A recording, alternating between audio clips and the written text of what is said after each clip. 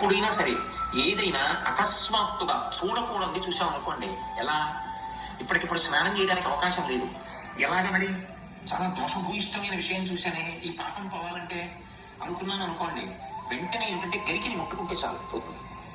తీవ్రమైనటువంటి పీడకలు వచ్చింది అనుకోండి, ఆ పీడకల పరిహారం అవ్వాలనుకోండి, ఏ అభిషేకమో చేయించుకోవాలి.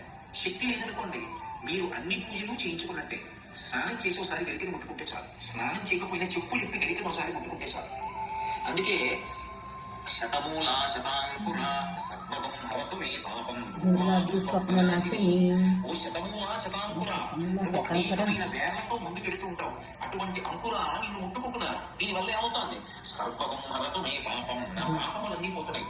దుస్వప్ననాశిని, దుస్వప్నముల పీడకల యొక్క ఫలితము పోతుంది. అటువంటి గరిక విఘ్నేశ్వరుడి పాదముల మీద వేసి తీసి కళ్ళకద్దుకుని తల మీద పెట్టుకున్నాను అనుకోండి, విఘ్నములన్నింటినీ కూడా తీసేస్తాడు.